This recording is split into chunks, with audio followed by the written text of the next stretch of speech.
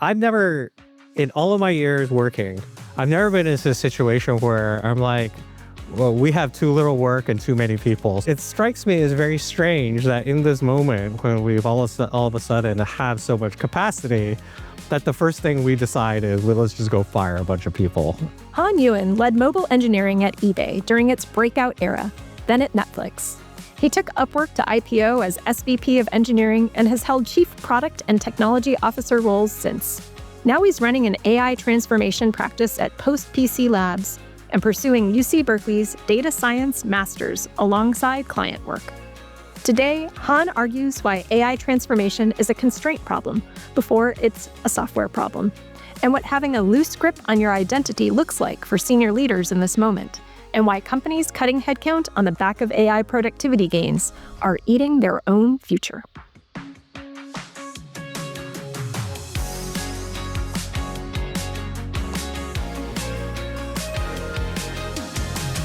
Welcome, Han. Hey, it's good to be here. So great to have you, and it's so great to meet you for the first time. I've heard a lot about you from our very own Meg Bear, who I understand you may have a little bit of dirt on from your days together at Saba, maybe a million years ago in tech time. In childhood. Certainly my childhood. But no, unfortunately, no dirt. I think Meg is amazing. She's she definitely is both a mentor and somebody who really had a big impact on my career over the years because of her like strong encouragement. And she gave me a lot of confidence. So I'm eternally grateful for having the opportunity to have worked under Meg under Meg. I think that this story might have softened over the years, because I think the real story was I actually scared Han a little bit at the beginning, and then well, that tends to happen. I was terrified of Meg when I first met her as well. So we can get a coffee and talk about our fears and insecurities around Meg I Bear. like to say I'm an acquired taste. People like me better over time. Yeah. So Han, I understand that you have gone back to school to the MIDS program at Berkeley, but you're also working and running a pretty important venture around AI transformation. Most senior leaders I know wouldn't at this point spend the time to go back to like a pretty significant program like this at this point. Why did you choose to do this? Tell us more. So I just finished my first term, so I still have probably about a year or so more to go. Okay. All right. And it's brutal. I had to relearn how to math again, like, calculus, let alone multivariable calculus. Like it's tough. So that's been an experience. And the reason I put myself through this was because two things. One is I think sometimes the more you know, the more you realize what you don't know. And over the last 20 years, I had a lot of time to think about what worked and didn't work. And some of the things that really didn't work over the years is when I've been responsible for data science teams, I realized that we made a number of, I think, very bad decisions over the years. And ultimately, as the DRI, I was not able to catch some of those bad decisions. And in fact, I would go even as far as to say, on a very specific topic, say A/B testing, like just about every company I've ever been at does not run an A/B testing program correctly. In my defense, I would say that I've worked with some very smart people over the years, including like teams with dozens of PhDs.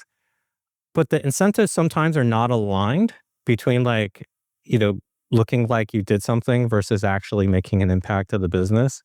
And I think that the checksum of being able to like not delegate your understanding of what you're being presented is really critical. And that was a gap that I started to see more and more often, despite all of the self-learning.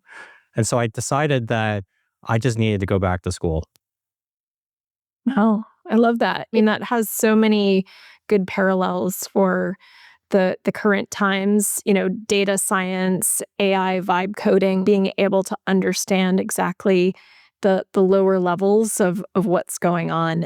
I think I'd like to just come at it from a slightly different angle, and that is this moment, what you're modeling here and your thinking here, to me, really does apply more broadly to this moment, like figuring out what do you need to understand yourself to make good decisions versus what can you let go and trust either the people you work with or the machines that you're working with, that you're ending up in a good place. To shift a little bit to understanding how you're seeing not just the services that you're offering in your business, but like how you're seeing the opportunity in this moment for people to look at things differently.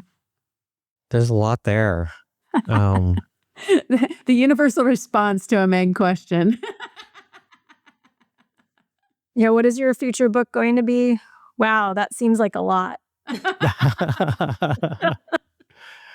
the elephant in the room is that there's a lot of uncertainty because the technology has disrupted the industry, but more importantly, it's disrupted the roles and responsibilities of how we operate in this industry.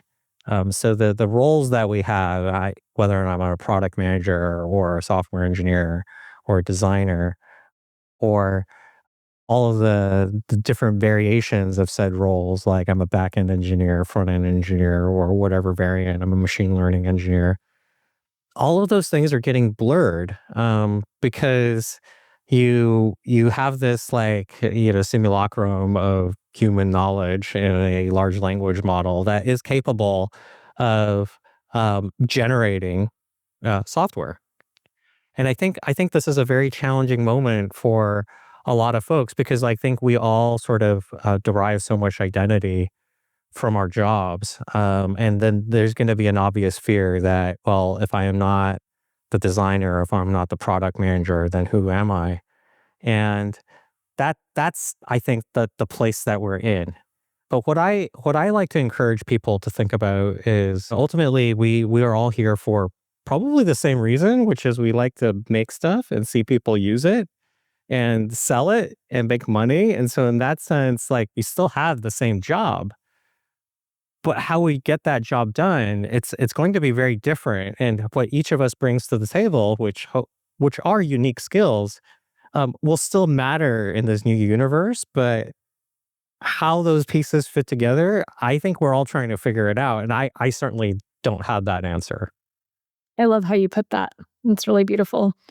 So tell us a little bit about your business, Han. So, so you've been an operator running product and technology at a number of different companies, and now you're running your own business and you're going to schools. Paint that picture for us. So this is total counterselling, but it's fact. I do consulting today. I don't like it. And all of my clients know that I do consulting and I don't like it. But they work with me for a very specific reason, which is historically, I've had a reputation for going into messy situations, cleaning it up, and shipping product very fast. When I have been actually managing frontline teams, product really, really moved out the door super fast. When I joined Netflix, as an example, within 7 weeks of me joining the company, the first Android app was actually in the App Store at a time when folks did not think that it was possible to have an application that would perform secure playback available on Android itself. And so I've kind of parlayed that into a bit of a specialty. What people reach out to me for are operating in a fractional capacity. If folks have an empty seat in the head of product, chief product technology officer, or the CTO role, and I also do some coaching. But what I really like doing is working with people on a thing for a while. But I've also been lucky enough that my career's been long enough that I've become very picky in terms of who I associate with, and so I feel like consulting has been a good middle ground. And are you doing the consulting in order to be able to fit in the school with it, and you're gonna go back to being an operator in your mind? Or is consulting what you're going to do going forward, it's just on your own terms? If the opportunity presents itself to be an operator, I'm totally going to take it. Okay. But I also feel like I'm having a good enough time consulting, vibe coding my own random thing here and there. Yeah. And I still feel useful, and I have a fairly large professional network, so I don't expect myself to be bored, and I'm having a blast right now. I haven't felt this joyfully happy about technology since I was like a kid. The career part, it's definitely something I think about from time to time, because going back to the role thing, you kind of worry like, well, what am I going to be, or who is Han to some degree. But I try not to think too much about that and just have fun.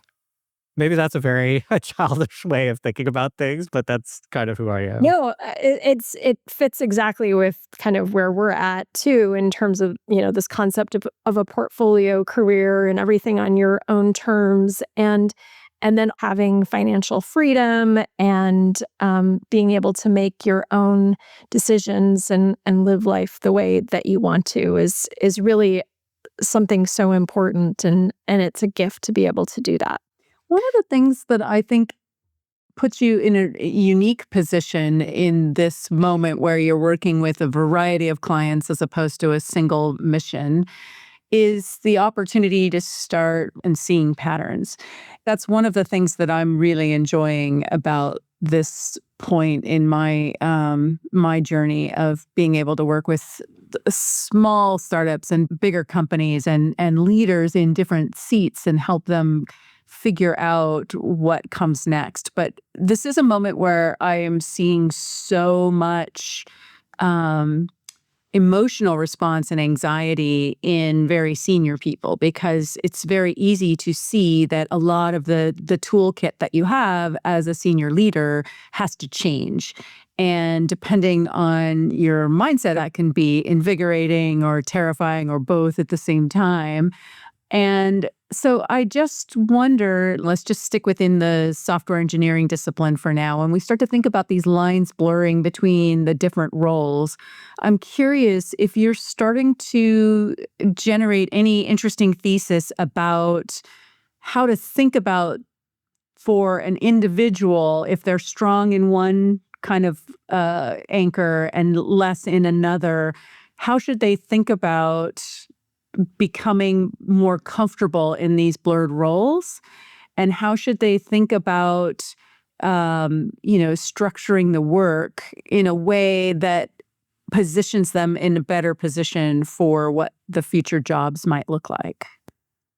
Maybe I'm just going to be provocative in this moment, but I wonder whether or not that answer is any different today versus like yesterday versus 10 years ago. And I say that because the field has changed quite a bit. And I've noticed, at least, the people sometimes that are the most successful professionally are those who are willing to embrace change, and have a relatively loose grip on their identity, in the sense that they're willing to do different things to get the job done. And I gotta think that that's gotta be like a part of the recipe, right, in this moment. Yeah, and to your point, that's always been true. It's no different. It's just at this moment, there's a spotlight on it that makes it impossible to ignore that you have to be this way. There's a couple other nuances to this moment that I'm finding interesting. So I completely agree. We've talked about this as advantage to people that are high agency, that see themselves as figuring out problems and applying, whatever tools they need to solve them, as opposed to seeing themselves as a very structured set of skills that can only be applied in a single way. But one of the things that I see is very different here is there really is a shift in power the engineering side to the broader base of skills. In a lot of organizations, there has been a very interesting tension, and I'll just focus on the product versus architect engineer pieces because I think this is easier for most people to see. There's been an interesting sort of balance of power where in the past, like product management often had control of customer access and engineers had control of the final chess piece, because shipped code trumps all ideas, right? And so that created an interesting tension. And sometimes that tension was healthy and sometimes that tension was dysfunctional, but it created the way people understand their source of, contribution. In today's world, that really doesn't work anymore. If you don't have access to clarity of the customer and not just watching the customer's clicks like you might in a consumer app, but really being able to ask the deep questions of where are the missing pieces, where are the data gaps that would uncover a new vector, a new opportunity. If you don't have the skill of listening for what's not said, if you don't have the capability to imagine a future in concert with a customer, you're really at a disadvantage.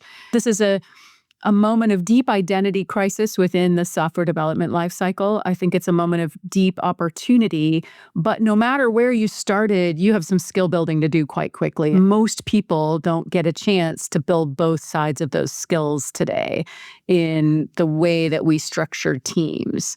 What you modeled at the beginning with your observation about, hey, maybe I don't understand enough of the depth to be able to contribute in data science. I think we're going to see that need emerge for anybody to be successful, that there's a piece that you're missing of the puzzle that you need to take seriously to become effective in this moment. I guess I'm wondering, maybe this is not me, being disagreeable, but No, be I'm wondering disagreeable. how different that has been in, say, the near recent past, like the year 2000 or 2008, because what I've oftentimes seen is that the very best in our field are, even if let's say you're the engineer, the very best engineers are always very curious about how people will use what they've built and how the company makes money. And the very best product people are very interested in how the thing works and how they can make it better, and so that they could deliver the best product for the customer. In addition to, of course, all of the details of go to market and things like that. And so there has always been a bit of an overlap between many of the job functions in the SDLC. But what I've observed is that I think when you've had these sort of ups and downs in the labor markets, I think it has a tendency to wash away those folks that were never really that into it to begin with. And maybe, and this is the provocative part, maybe they shouldn't be in the field. Just back of the envelope work, using my newfound data science skills. And I essentially drew a straight line on how many people were in tech up and through the pandemic. And it looks like a bit of a line, and it's relatively straight. Okay. And then the pandemic, like a bunch of people lost their jobs, and then the jobs went like way up. And then, of course, these positions are getting eliminated now. But the fascinating thing that I discovered was that if the pandemic never happened, and we did not have all this like capital injected into the economy, the quote unquote digital transformation boom, and so on and so forth. If you ignored all of that, the where we are today in the labor markets is where we would have been anyway. And so we may still be very much so experiencing like sort of a deflation that's happening in the labor markets. That's a hard thing that I'm trying to tease out. Interesting. Yeah, I love it. I want to get your take on something else. You have a very interesting vantage point doing the consulting you're doing based on all your wealth of operator knowledge of the past, and then now really being like hands-on with vibe coding, with the data science work you're doing at Berkeley. You have a really good sense of what's possible and what's actually happening. And recently Meg sent me this tweet, and it said, Silicon Valley. AI is self-accelerating. Agents run everything. Old people are dumb. And the Global 2000, I spent a fortune on your AI chat 2 years ago and got zero productivity. My engineers like the coding AI thing, but no one else cares. Agents are scary. Never seen a gap this huge. Your work is at the center of this gap. Are you seeing that? What's actually going on? What do you think is true, and what do you think is hype? I think all of it is true, in the sense that um, there's some things that AI is very good at. And if you look at some of the workflows that AI is known for, most of the workloads for these frontier models have been in text generation. And that's been great for middle manager office workers, where we write a lot of memos or we write a lot of specs and things like that. And that's been, ostensibly valuable. Um, but, on the flip side, you could also argue that at the end of the day, as a software company, we really shouldn't be paying people to write documents or generate Slack messages. We should be shipping software. And so how much of that is added value is like reasonably questionable, right? And on the flip side, regarding the software engineering, I think the folks in the field are still very much so trying to figure it out. And so what I've seen in my clients is a spectrum of AI adoption. You have technical teams who generally are very suspicious of AI, or they're in heavily regulated industries where they strongly prefer like humans in the loop and doing more traditional software development, especially if their development life cycles are already longer. You have teams that are in the what I would call the pair coding model, where they use the agent as a pair programmer.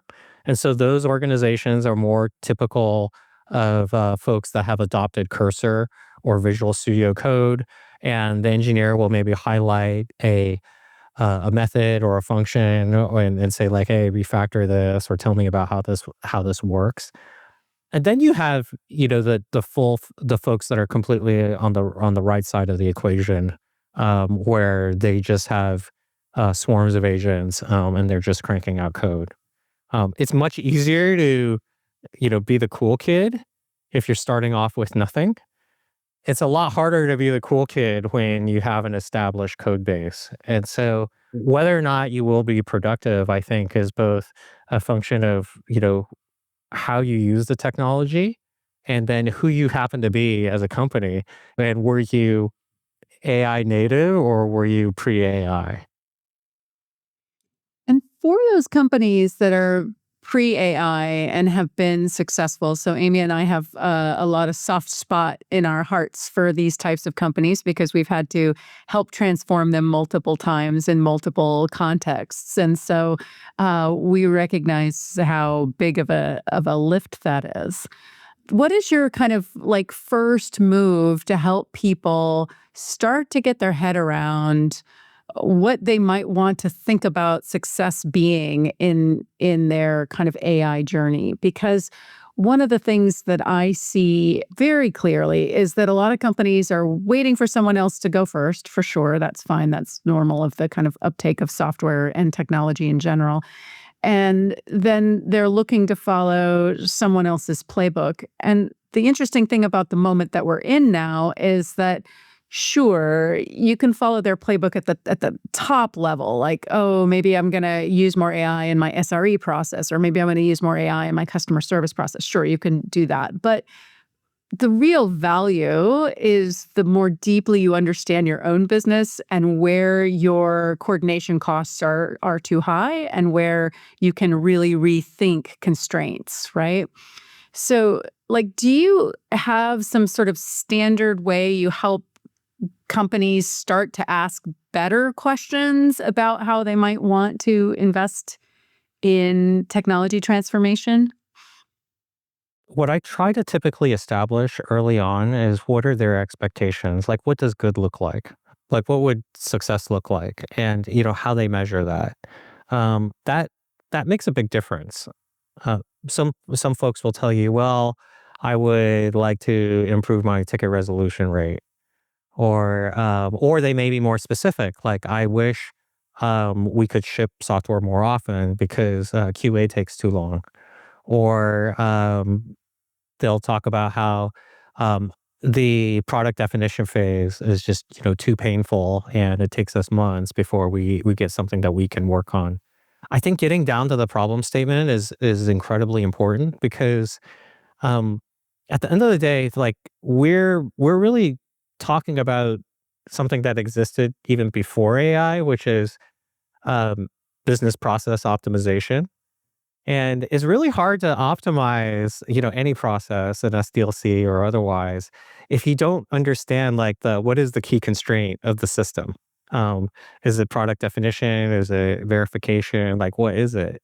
But because if you don't understand the key constraint and you optimize something before the key constraint, then it doesn't really matter because whenever the work hits that constraint, it's just going to get stuck there. And if you optimize something after the constraint, whatever you do, you're not gonna see the benefit because you never fixed the thing. And so I think the hard part is fixing the thing, and identifying the thing. And a lot of times there is an opportunity for AI to help accelerate that key constraint. Um, Sometimes there isn't. As an example, in a lot of engineering organizations, there is a guru or a chief architect or maybe even the CTO founder, and they need to bless everything that goes out to production. They need to be the one doing the code review. AI is not going to solve that problem because the key constraint is the human in the loop that has to review all the code. So even if you have AI generate a ton of code, you're still going to have the human in the loop saying, no, we can't ship this. And it's even worse because now all of a sudden there's 100 times more code to get reviewed. But now understanding the key constraint, I think opens the door to a conversation around like how much can you actually help this company, or how much will this company actually benefit um, from the technology? You sent a bluff to us to prepare for this interview, and I had to look up what that is. So bottom line upfront, right? Did I get that right? Okay, awesome. And so you shared this was one of the bottom lines up front, and that was AI transformation is a BPO problem, not a software adoption problem. And I'm so glad you just said this because, of course, I read that as business process outsourcing, and I did not understand it at all whatsoever. So I'm glad that you clarified that it's business process optimization because that makes complete sense. And it fits right into everything that Meg and I are looking at in terms of redesigning work and workflow and, constraints and everything. But one of the things that you said in it was that it's really hard to do that from within. And that's something that I'm seeing as well, where, there is a huge appetite at companies to be able to harness AI to make change and to do transformation, but they have no idea how to actually do it, right? Like who leads it? Who's involved? How do they think about it? All of those things are so very difficult, and there are no paved paths. There's no patterns. There's just nothing there for anyone to like grab onto and and power through. And so I'm wondering kind of what your thoughts are on, things like, well, who should be leading AI transformation and what kind of roles are key? And, how do you leverage inside and out to do that? So I'd love to pick your brain on that. I think this is such a fun topic. I've seen a lot of anti-patterns. So before I get into what I think Yeah, might work, that's which I great. don't I love know, it. maybe I could talk about some anti-patterns. I think one of the anti-patterns might even be promoted by NVIDIA, which is, people are being gold on how much token usage they Yeah. have or Token consume, right? maxing. Right. Like that doesn't solve the problem, right? Because you could just like talk to AI all day on nonsense. They will. They will because people absolutely game any sort of compensation strategy that you put out there. So, yeah. Right. But that's not solving the problem. And I think that would be an example where a lot of these gimmicks or heuristics and whatnot around AI transformation, they don't solve the problem. Now, even in organizations where they've made like really great progress in terms of AI adoption, um, there has been also, even in the very near term, a history of companies effectively punishing employees for AI adoption. Some of the larger, more visible layoffs, folks have said, "Hey, because we've seen so much productivity, like from our AI adoption programs, we are now, dropping 40% of our workforce." And that also creates a lot of disincentives within the organization, which is why my thesis is that the truly successful organizations that will not only survive this moment but ultimately leverage this moment are those companies that um, are able to be influenced at the highest levels, and be willing to not only change the way they work but also figure out ways to harvest who they already have that have the context of the business so you can grow the business. And I find it to be it is, maybe this is a very Pollyanna kind of view, but I've never, in all of my years working, I've never been in a situation where I'm like, well, we have too little work and too many people, so let's like volunteer and fire people. I've run out of great ideas, right? And so it strikes me as very strange that in this moment when we've all of a sudden have so much capacity, that the first thing we decide is, well, let's just go fire a bunch of people. I think the folks that will truly be successful are folks that will take a very intentional view around what are we trying to do, how are we going to do, um, you know, better with less, and then how do we take that to the next level? And how do we, grow our town, increase revenue, make more money? Uh, I think those are the folks that are going to win. But that may be very hard to do from the inside. And so that might be why, folks need to hire, Meg and Amy. Yeah. Well, I think you're absolutely right. And there is certainly like an org structure and a culture element to it as well, right? Because I think, the mindset is we can only do this much because we have these historic constraints and these beliefs of like how much can we really deliver? How much can our customers absorb? How much can our executive team like really wrap their head around? And and those sorts of constraints mean like, okay, well, there's only this body of work, and therefore we need to shrink the team because we can do so much more with less. But if you start to think more expansively about like, okay, well, actually, we can do 10x more things, and we can find ways to have our customers absorb 10x more things, and then we can have more squads that are doing all sorts of different things. If we start to think about it like that, then yeah, then you can take that same number of people and do 100x with a whole bunch more stuff. But nobody's really thinking of it like that because they're still kind of wrapped around this existing paradigm that feels like they can't. So I have a very provocative take on this one. My take has been forming around the belief that if you are not actively figuring out how to make your job obsolete in service of finding something bigger, then you are very vulnerable to somebody working a budget exercise to decide that your job is no longer necessary. This is a moment where, again, most people have not really built the building block capabilities of understanding what else could the business need, what else could the customers need, what are the levers that could help us accelerate TAM or drive to a new market segment.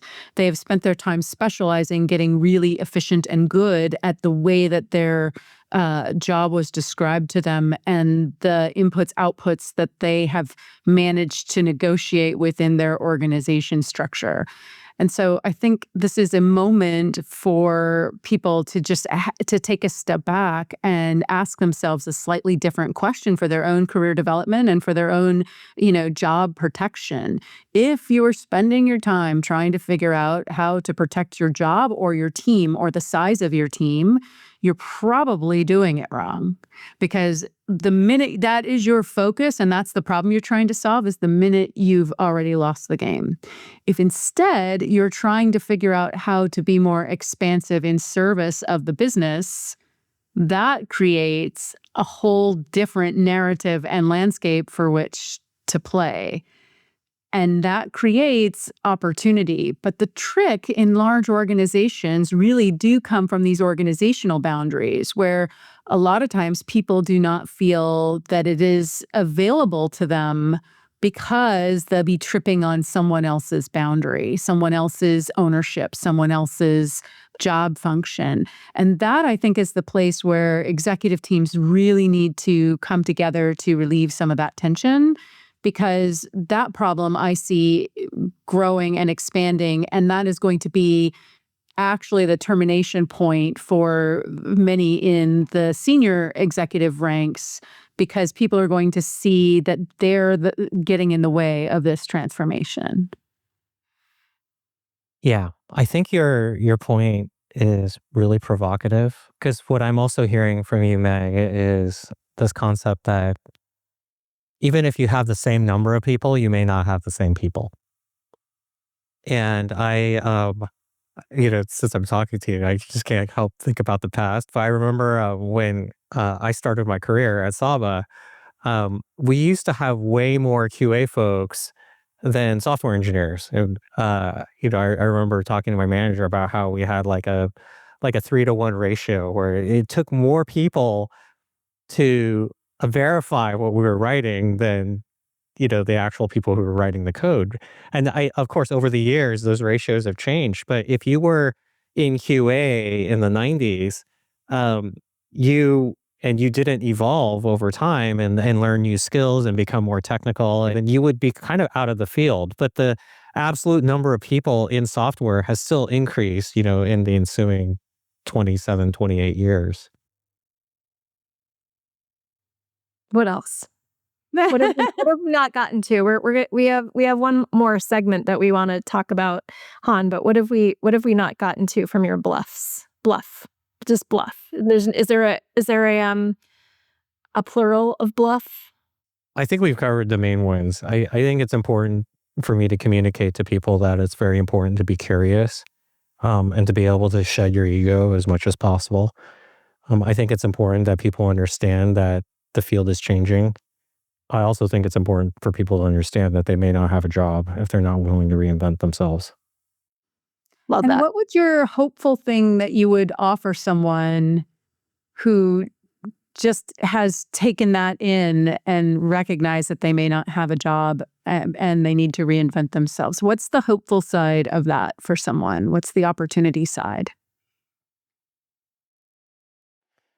Going back to school has been so interesting, because I see so many young people in my classes. In most cases, my classmates are people who are the same age as folks who would be my children.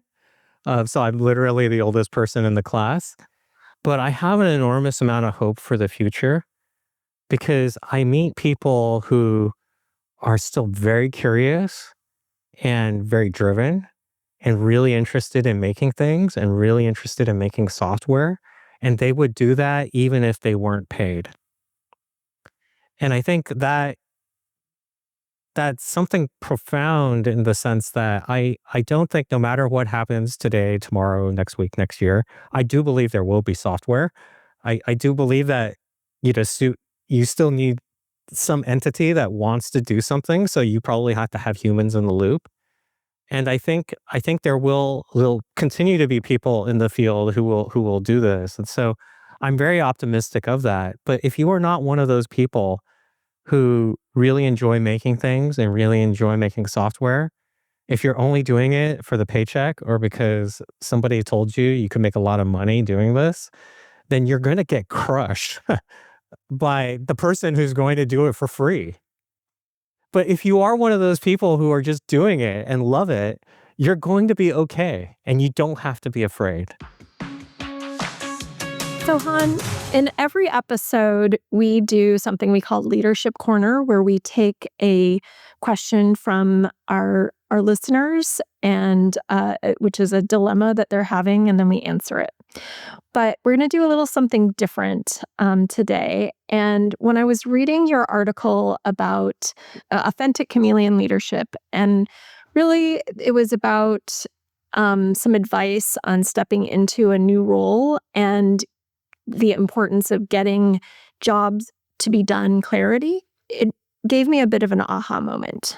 I've had the situation where I went into a big new executive job and I got tons of clarity, right? Like it was really clear to me what needed to happen, but like 18 months in, like everything changed. My boss was different, the CEO was different, my boss's boss, like the whole leadership team, like no one who I had interrogated to provide that job clarity was there anymore.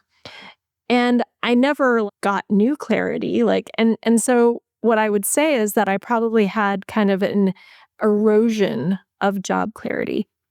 And so what I wanted to ask you, Han, is like kind of applying that same lens and that same expertise that you brought to that really amazing article. Like what would you recommend to my former self and anyone who's going through that situation? How do you gain new clarity when the ground is shifted below you and everyone who hired you is gone? I've been in those positions as well. Mm. Um, and for better or worse, I've always taken a step back and asked myself, do I still want to be here? Yeah. The epiphany moment is, if you say no, then that's problem solved, right? Go figure that out. But if you say yes, then I think that gives you uh, some insight into why. And I think once you understand that why, like why am I here?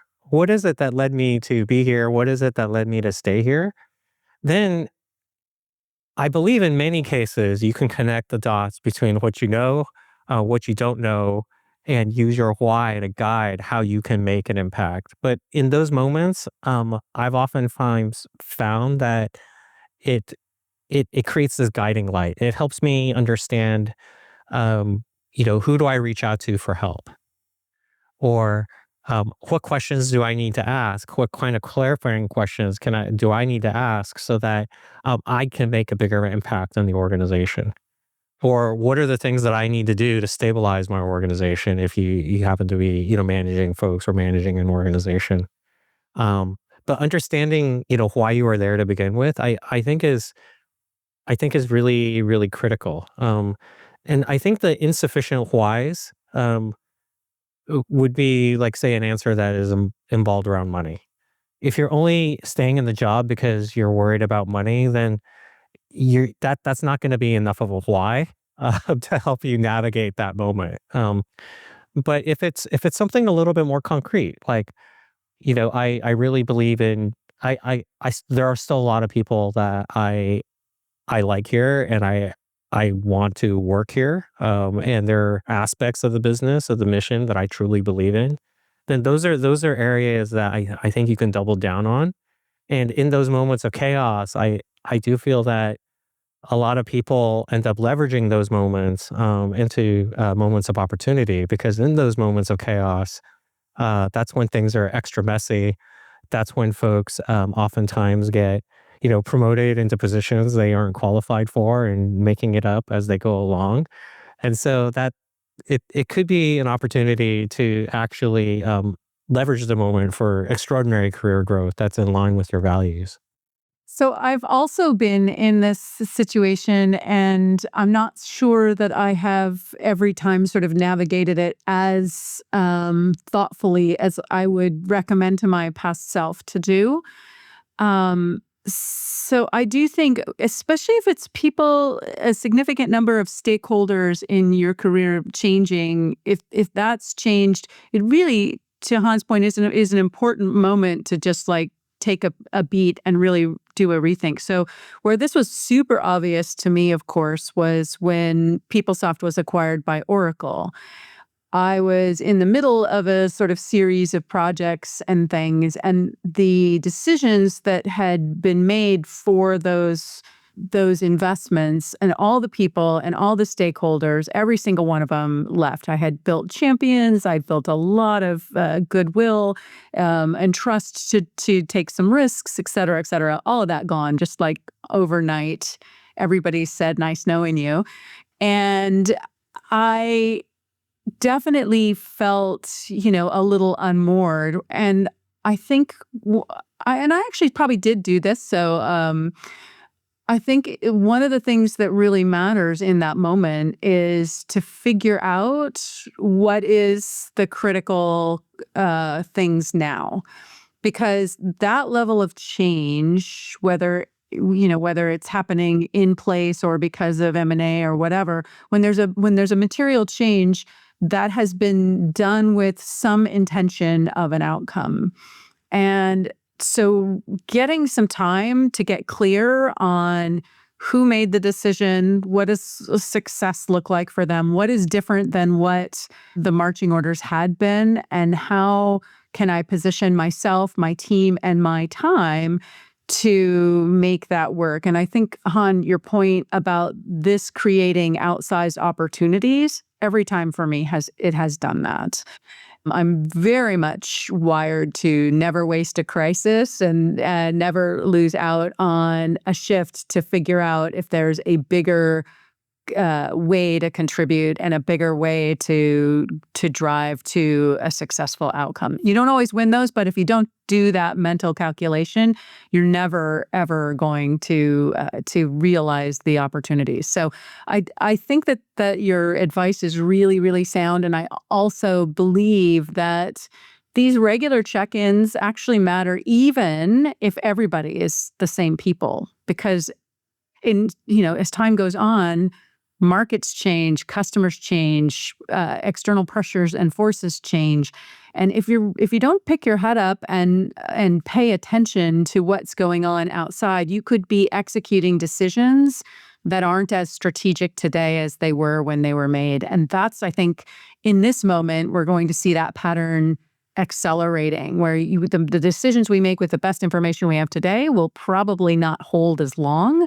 And so it's incumbent on us to build those mechanisms to reevaluate the reality of the opportunity and the market, because the worst thing you can do is to be putting all of your energy building something that doesn't move the needle for the business. That's the worst place you can be for yourself, for your teams, and frankly, for your customers, because that's actually squandering the most important capacity.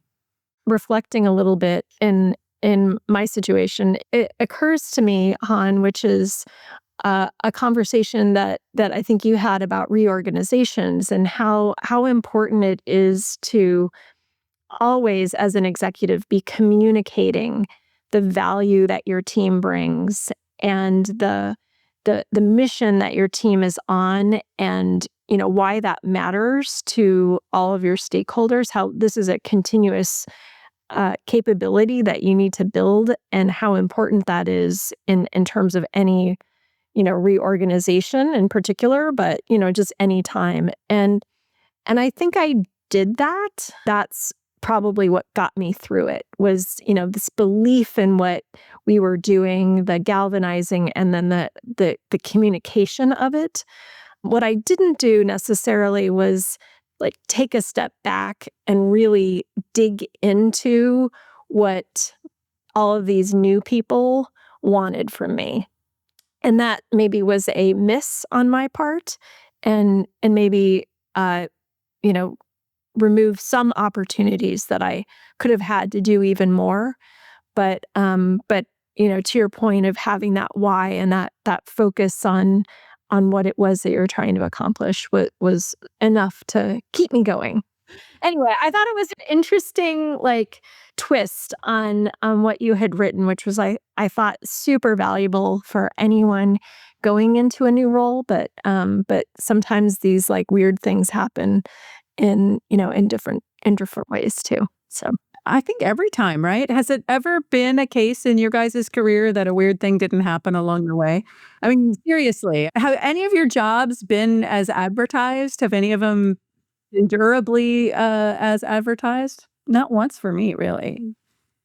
So I think the expectation that what it is when you start and what it will be as time progresses has to have a dose of reality check that things change, at least in our business. One of the things that I think I've oftentimes struggled with in my own career is um, not not promoting myself enough, and I think that's a miss, especially if you are a senior executive, because during these really shaky moments, in times of transition, there's going to be a part of you that, you know, wants to do the right thing, right? But the right thing is a very nuanced conversation. And some of it is going to be around making sure that, that the most important people on your team that are impacting the business, they also get credit or they're protected because they don't know everything that you know.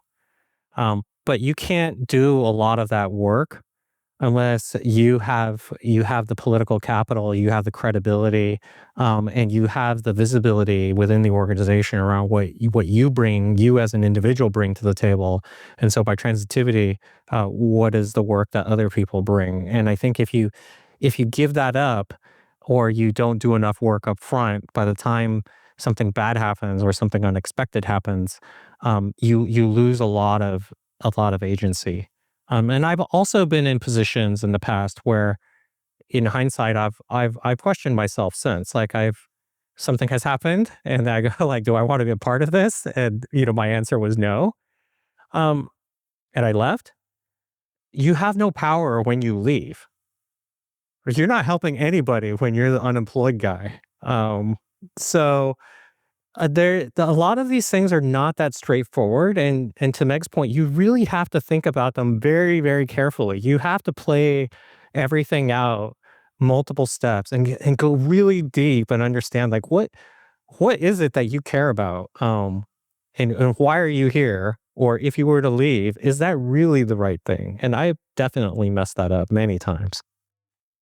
I love that. I love that. The opportunity to be self-reflective is endless for sure in a long career. Well, thank you so much, Han, for spending time with us. I've always learned something, and it's really nice to be able to calibrate with you what you're seeing in the market. So thank you for that. yeah, thanks so much for joining us, Han. I've had so much fun in this conversation. This was great. How timely, Amy. What a good time to talk with Han. What'd you think? Oh, well, I mean, you've talked him up for minutes now. No, I'm kidding. For years, and it was I can't believe I'd never met him before. And yeah, what a guy. Yeah, he's a delight. Yeah. I have to say, this has been an interesting week for me, Amy. So, I not to brag, but I need to brag. I have finally gotten through my entire load of all of my information to OpenBrain. So I have a complete Meg OpenBrain. Holy crap! That's Yes. So now amazing. now I need to start using it and to figure out all the stuff that I should have put in my open brain to make it as useful to me as I want. But this does feel like a really I'm exciting actually a milestone. little nervous about what's to come now. I Oh mean, I yeah, know it was my suggestion, but like yeah. I'm a little You I should be scared shitless, be honest, because fixing recall is very dangerous, I think. So yeah, we'll see where this all goes, but I will say I'm looking forward to being able to find clips based on the random way that I think about them. So that's going to probably be the first most valuable use case of my open brain. So well, I yeah. have a couple of little AI stories myself. So I haven't gone the full open brain route, but I have moved my podcast work all over to co-work. And I have high expectations for all of that. So I will have my mini brain, maybe not fully open, but so I'm excited for that. And I've had some funny little moments, Meg. So one is that on our last podcast with Ankur. So first of all, the transcript, the Riverside transcript, showed up as Anchorbot, like as an anchor bot, like it's an anchor bot, Anchorbot. Which I think kind of nails it if you want to know the I truth. know, Yeah. right? It's Yeah, yeah, perfect. yeah. And then the other thing was that in that episode, we talked about at the very end, we talked about our Claudie language and like all of these terrible phrases that I have banned from Claude from using, although Claude does keep using them anyway. But in my new, ramped up Claude cowork that has better memory and all this kind of stuff, theoretically, I was asking for clips from that episode and it came back and it had a bunch of clips, suggestions, and then it said, but I did not include this clip because it has a banned phrase. And it was us making fun of Claude using banned phrases. Anyway, so I told Claude, I'm like, well, actually, that was us making fun of you. And it said, ha ha. I will put this sarcasm in the memory so that it doesn't happen Oh again. God, I can only imagine what sarcasm in memory for Claude is going to do. That's next level. So Yes, we indeed. have that to look forward to in our future. I'm so relieved that that Han did not want to outsource AI when I thought that he was suggesting that business process outsourcing was the real problem that needed to be solved. As opposed to business process optimization. Yes. Yes. It's amazing. One word can make a big difference in the full understanding. So, Everything's cleared up. Everything's good. All's great. onward to victory again. Well, this has been lovely. Let's invent the future together, everyone. I believe in us. Let's make every day count.